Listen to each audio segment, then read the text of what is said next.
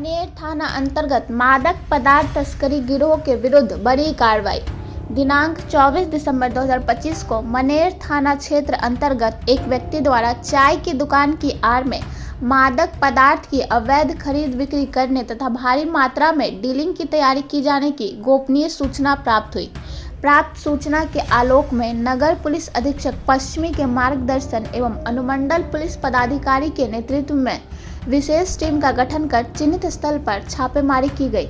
छापेमारी के क्रम में दुकानों एवं आवासीय परिसर से भारी मात्रा में 545 ग्राम स्मैक एवं 558 ग्राम चरस के साथ साथ एक देसी कट्टा, 3 जिंदा कारतूस, एक पिस्टल मैगजीन, 21.5 लीटर विदेशी शराब, 12,16,000 रुपये नगद राशि, 3 ATM कार्ड, एक इलेक्ट्रॉनिक तराजू, 413 ग्राम चांदी जैसा बिस्कुट एवं 24.7 ग्राम सोने के आभूषण तथा मादक पदार्थ की खरीद बिक्री में प्रयुक्त एक 4 पहिया वाहन एवं एक मोटरसाइकिल बरामद की गई। साथ ही 2 अभियुक्तों को भी गिरफ्तार किया गया है। गिरफ्तार अभियुक्तों की निशानदेही पर मादक पदार्थ तस्करी से जुड़े अन्य 4 अभियुक्तों को भी गिरफ्तार किया गया है।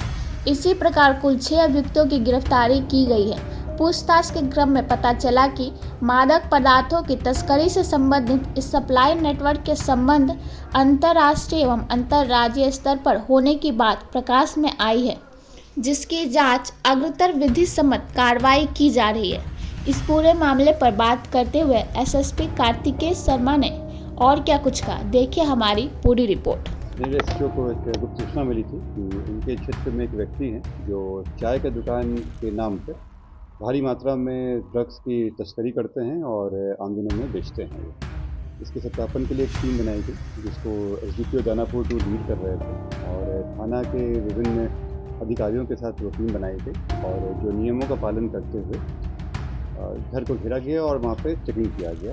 इस चेकिंग के क्रम में उस घर से काफ़ी मात्रा में जो ड्रग्स हैं वो पाए गए, वहाँ जो पूरे परिवार से उनके द्वारा संगठित रूप से इसमें ड्रग्स का कारोबार किया जा रहा था। जब घर की पूरी तलाशी ली गई तो इनके घर से 545 ग्राम स्मैक पाया गया, 558 ग्राम चरस, एक देसी कट्टा, 3 कारतूस पाए गए हैं, एक जो पिस्टल है उसका मैगजीन पाया गया, शराब पाए गए, साथ ही में नगद 12,16,000 मिला है वहाँ पे। इसके अलावा 413 ग्राम चांदी और 24 ग्राम सोने का आभूषण, इसके अलावा गाड़ियाँ और मोटरसाइकिल वहाँ से बरामद हुई हैं। इन सब देखने से स्पष्ट है कि इनके द्वारा काफ़ी समय से ये धंधा किया जा रहा था और इसमें परिवार के काफ़ी लोग सम्मिलित थे। पूछताछ में बताया गया कि ये जो सप्लाई नेटवर्क है ये नेपाल तक फैला हुआ है और विभिन्न राज्यों से ये आता है, यहाँ पे ये इसको विभिन्न पुड़ियों में बांध कर और ये आम जनों में बेचते थे और इसी क्रम में इनके द्वारा कुछ संपत्ति भी बनाई गई है। इसमें 6 लोगों की गिरफ्तारी हुई है। इनमें से एक व्यक्ति का पूर्व में भी NDPS का केस रह चुका है। इन 6 की गिरफ्तारी करने के बाद और भी लोगों के नाम आए हैं जिनको जल्द ही भेजा जाएगा। खास बात इसमें यह है कि क्योंकि ये चाय का व्यवसाय करते थे और इनके जो जिस तरह की संपत्ति पाया गया है वो उनके व्यवसाय से मेल नहीं खाता है, तो इसमें जो BNS 107 का प्रस्ताव है वो भी हम लोग भेजेंगे। ये स्पष्ट है कि ये अपराधजनित संपत्ति है और उसको जब्त करना आवश्यक है। कीमत क्या है?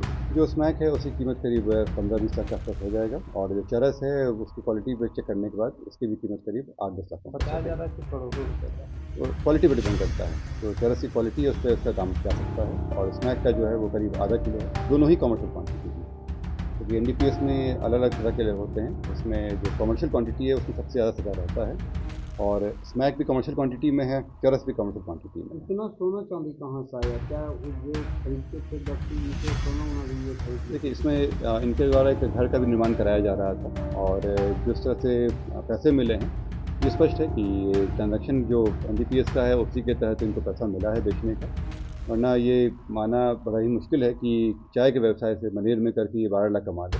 इसके अलावा जो घर भी बनाया जा रहा है और जिस तरह की संपत्ति गाड़ियाँ मोटरसाइकिल वगैरह मिला है उससे स्पष्ट है कि ये जो ड्रग्स का धंधा है इसी के तहत किया। अभी फ़िलहाल 6 लोग पकड़ाए हैं, इसके अलावा अन्य और लोगों का नाम आया है उसमें जिनको हम लोग तलाश रहे हैं, जल्दी गिरफ्तार करेंगे। नेपाल तक पुलिस जाएगी? जैसे मैंने बताया कि आपको ये विभिन्न राज्यों में भी और नेपाल तक के भी तार जुड़े हुए हैं इसमें, तो वहाँ भी कार्रवाई करके हम लोग बाकी लोगों को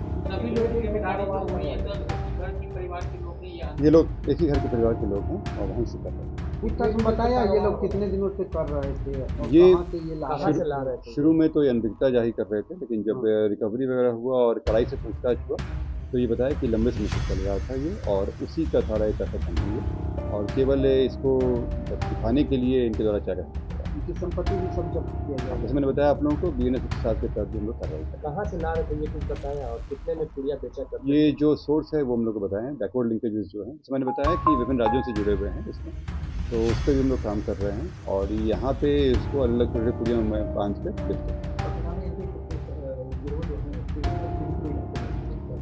पटना शहर में भी और मनेर के क्षेत्र में और पटना शहर में, खासतौर से पटना शहर में भी ये इनके सप्लायर्स बने हुए थे। ये उसको विभिन्न पुड़िया बना के यहाँ के सप्लायर को देते थे, जो अन्य जो लोग नशे के आदी हो गए हैं उनको ये देते। देखिए, जब लोग के पास बिना मेहनत के पैसा आता है तो उसका ज़्यादातर लोग इस्तेमाल यही करते हैं कि या तो उससे सोने चांदी का चीज़ें खरीदते हैं या रियल एस्टेट में लगाते हैं, और उसको बचाने के लिए हथियार बेचते हैं लोग। तो ये केवल एक जब अत्यधिक पैसा आ जाए और उसको इस्तेमाल कहीं रखने का नहीं हो तो उसके लिए इसी रूप में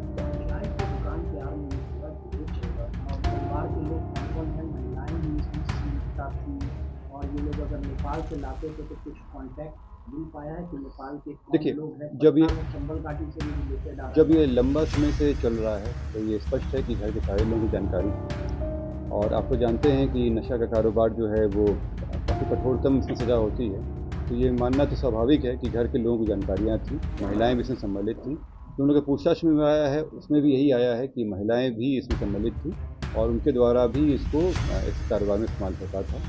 जो बता रहे हैं कि शहर के विभिन्न क्षेत्रों में, तो ये बात का भी लिंकेज हम लोग को मिला है कि ये शहर में ही आके इसके यहाँ बेचने की कोशिश की जाती थी। हाल फिलहाल में कुछ लोग इनके पकड़ाए भी थे और इसी के तरह से तार मिला था। अभी जो इनके और एजेंट्स जो उनको कह सकते हैं उन पर भी हम लोग कार्रवाई करते हैं। गिरफ्तार 6 लोगों में महिला भी शामिल है। ये जो गिरफ्तार हैं अभी, इसमें 6 लोग में जो हैं ये सभी पुरुष हैं, बाकी जो महिलाएं हैं चंबल घाटी का इसका कनेक्शन आया है क्या? जैसे मैंने बताया आप लोगों को कि पूर्व में भी लोगों का आया था, उससे हम लोग जानकारी मिली थी कि इस तरह कार्रवाई चल रही है, और जो भी पूछताछ वगैरह में आया तो शहर के कई जगहों पर देखने का आया, सिर्फ यहाँ के नहीं और भी जगहों का आया है, तो उससे हम लोग पकड़े गए हैं इसमें होता है परिवार के ही लोग हैं इसमें, और परिवार के लोगों की सम्मिलित इसमें थी, जो लोग वहाँ पे थे सब मिलकर कर रहे थे। जो घर की महिलाएं हैं उस पर हम लोग अभी जांच कर रहे हैं जी, पर प्रथम दृष्टया तो ये लग ही रहा है कि उनको कम से कम जानकारी तो थी, उनके द्वारा रोका तो नहीं गया था। मेन कौन है? इसमें शुभम कुमार करके है, शुभम और पीयूष करके हैं, ये जो मेन थे, पर बाकी लोग की दोनों भाई हैं क्या? लेकिन एक जानकारी मिली है सर कि ये इनके जो मेंबर थे वो कॉलेज हॉस्टल और गर्ल्स हॉस्टल ये सब में ज़्यादा सप्लाई क्या करते थे। जैसे मैंने बताया आप लोगों को कि आप ये कह सकते हैं कि जो ड्रग्स के जो सेवन कराने के लिए लोग जो प्रलोभन देते हैं वो ज़्यादातर युवा वर्ग के लोगों को ही देते हैं, खास करके स्कूल कॉलेजेस वगैरह में भी। तो कॉलेज में ही सबसे ज़्यादा लोग कोशिश करते हैं वहाँ पे, और इसीलिए आप लोग जानते भी होंगे कि शहर के जो विभिन्न क्षेत्र हैं वहाँ पे ये करते हैं। ये बात सही है, लिंकेज जो इसका इस तरह का मिला है हम लोगों को, इससे ये एक चीज़ अच्छा हुआ है कि एक जो बड़ा किंगपिन था वो पकड़ाया है, तो जो इसका जो सप्लाई नेटवर्क है उसको हम लोग ध्वस्त करने में सफल